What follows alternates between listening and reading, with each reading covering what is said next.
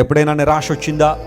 Bible ఉందని తెరువు, దేవుని వాక్యాన్ని చదువుకో. ప్రతి మాట దేవుడు నీతో ఏం చేస్తాడు? ఆయన మాట్లాడుతుంటాడు. నిస్పృహలోకి వెళ్ళిపోతున్నావా? ప్రతి చిన్నదానికి డిస్కరేజ్ అయిపోతున్నావా? ఓటమి పాలవుతున్నావా? దేవుని కొరకు ఎన్నో కార్యాలు చేయాలనుకున్నావు, చేయలేని నిస్సహాయత నీలో ఉందా? సోమరితనం నేను ఎలుబడి చేస్తుందా? పాప సంబంధ అనుభవాలు నేను ఎలుబడి చేస్తున్నాయా? Read the scripture, open the Bible with open heart. నిజమైన మనసుతో, హృదయంతో దేవుని వాక్యాన్ని తెరిచి నువ్వు చదవగలిగితే ఆ వాక్యము నేను ఉన్నతమైన స్థితిలో తీసుకొస్తుంది.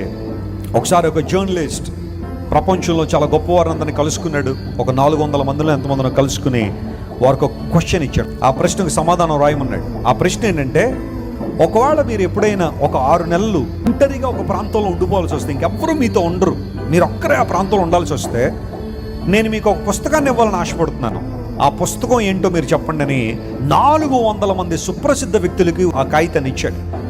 ఈ వ్యక్తి అడిగిన 400 మందిలో 399 మంది మాకు బైబిల్ కావాలని అడిగారట. దేవుని నామమున స్తోత్రం కలుగునుగాక. We need Bible.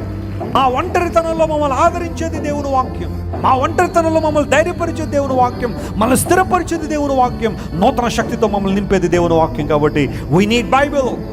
బైబిల్ అంటే కొంతమంది ఈ రోజుల్లో బూతుల పుస్తకం అంటున్నారు. బైబిల్ అంటే కొంతమంది తక్కువ వాళ్ళు చదివే పుస్తకం అంటున్నారు. అసలు బైబిల్ తెరిచి చదివితే అపరిమితమైన జ్ఞానం బైబిల్లో ఉంది. నీ ధర్మశాస్త్రము అపరిమితమైనదని బైబిల్లో ఉంది.